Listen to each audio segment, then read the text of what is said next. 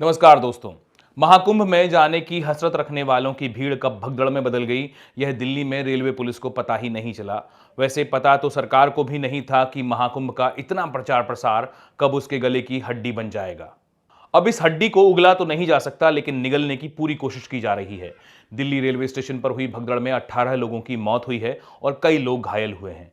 अब इस पूरे मामले को कैसे भी दबाने की कोशिश की जा रही है। कोशिश की जा रही है कि इस पर ज्यादा बात ना हो पाए।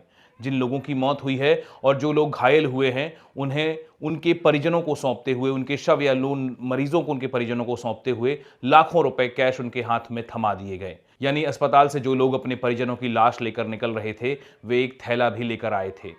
थैला जिसमें रेलवे का अफसोस था। इस हादसे में जिन लोगों की मौत हुई, उनके परिवारों को 10 लाख रुपए कैश दिए गए हैं और गंभीर और आंशिक तौर पर घायलों को 2.5 लाख रुपए और 1 लाख रुपए की नगद मदद दी गई है। मैंने महाकुंभ को सरकार के गले की हड्डी इसलिए कहा क्योंकि लगातार हो रहे हादसे, जाम, महंगाई और ध्वस्त हो रही व्यवस्था तो फिलहाल इसे सरकार के गले की हड्डी ही बता रही है। महाकुंभ में जाने वाली भीड़ फिलहाल सरकार से संभाले नहीं संभल रही है। मध्य प्रदेश से प्रयागराज जाने वाले रास्ते अभी भी जाम से पटे हुए हैं। रेलगाड़ियों में सफर करना जान जोखिम में डालना साबित हो रहा है। रेलवे स्टेशनों पर हालात देखकर लोग घबरा रहे हैं। कई लोग जो कुंभ जाना चाहते थे, वह अब कुंभ से दूरी बना रहे हैं, अपना प्लान कैंसिल कर रहे हैं। कह रहे हैं जान है तो जहान है। सरकार ने जितना बड़ा जलसा दिखाया था, अब बदनामी भी उतनी बड़ी हो रही है। अब सरकार कोशिश कर रही है कि कैसे भी इस किरकिरी को रोका जाए, और उसे रोकने के लिए जरूरी है उन लोगों की आवाज को दबाकर रखना जिनके अनुभव सरकार की सारी पोल पट्टी खोल सकते हैं। नई दिल्ली रेलवे स्टेशन पर हुई भगदड़ में जिन भी लोगों की मौत हुई और जो लोग घायल हुए, उन्हें मुख्य तौर पर एलएनजेपी अस्पताल में भर्ती कराया गया था। लेकिन हादसे के बाद यहां जाना बहुत आसान नहीं था, क्योंकि यहां लगातार पुलिस और पैरामिलिट्री फोर्स की पहरेदारी थी।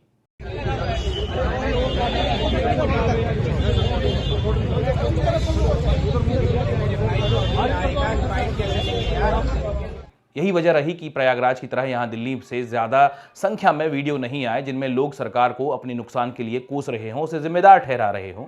इसके अलावा यह भी ताकीद की गई कि प्रभावित लोग मीडिया से बात न करें। अस्पताल में भी कैमरा ले जाकर या फिर किसी भी तरह के मीडिया कर्मी को जाने की खास पाबंदी लगाई गई थी। जैसे मैंने आपको पहले बताया कि रेलवे ने सभी मृतकों के परिवारों को 10-10 लाख रुपए की सहायता राशि एक्स ग्रेशिया के रूप में दी है। यह राशि पोस्टमार्टम के तुरंत बाद हाथों हाथ दी गई। रेलवे अधिकारियों ने मृतकों के परिजनों को उनके शव सौंपते हुए यह राशि उन्हें हैंडओवर कर दी थी। इसके लिए केवल आधार कार्ड की जांच की गई। इंडियन एक्सप्रेस की खबर के मुताबिक रेलवे के अधिकारी ने रिपोर्टर को बताया कि यह एक्स ग्रेशिया अमाउंट है, यानी मुआवजे से अलग होता है एक्स ग्रेशिया अमाउंट। वैसे ये थोड़ा सा अजीब लग रहा है, क्योंकि अमूमन इतनी बड़ी रकम नगद में नहीं दी जाती। लेकिन रेलवे के अधिकारियों ने बताया कि 2023 में जब ओडिशा के बालासोर में रेल हादसा हुआ था, वही जिसमें 293 लोग मारे गए थे, तब भी इसी तरह नगद मुआवजा दिया गया था। तो इस तरह रेलवे यह साबित कर रही है कि उन्होंने नगद राशि देकर कुछ भी अलग नहीं किया है।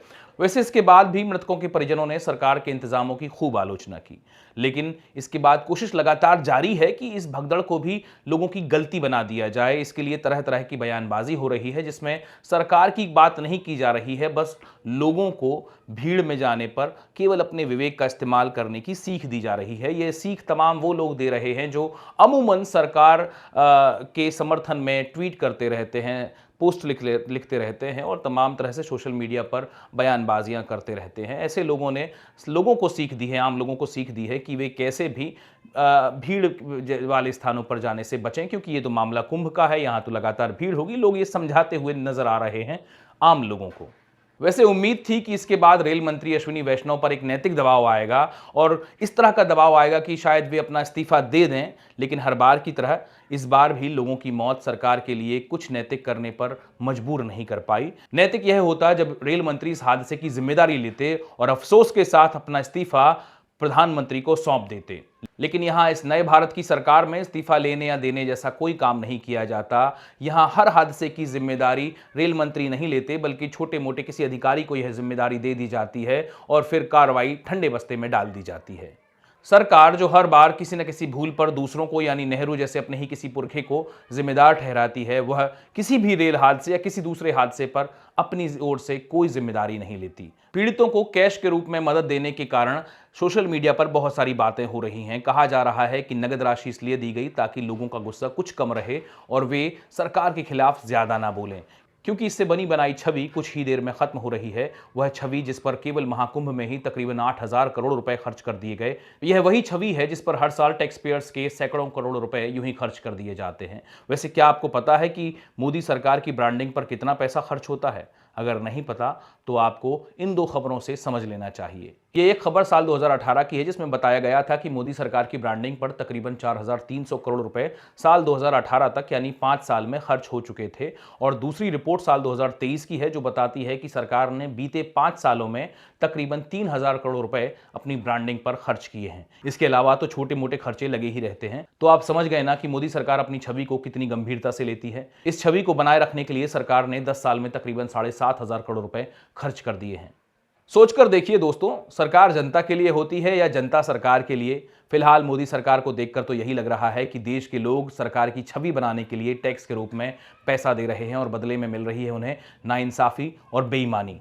प्रयागराज और दिल्ली में हुई भगदड़ के रूप में नाइंसाफी तो आपको पता ही है, बेईमानी इसलिए क्योंकि सरकार का मूल कर्तव्य होता है कि जनता के पैसों को सही जगह पर लगाना, ना कि इसे अपनी छवि चमकाने के लिए खर्च करना।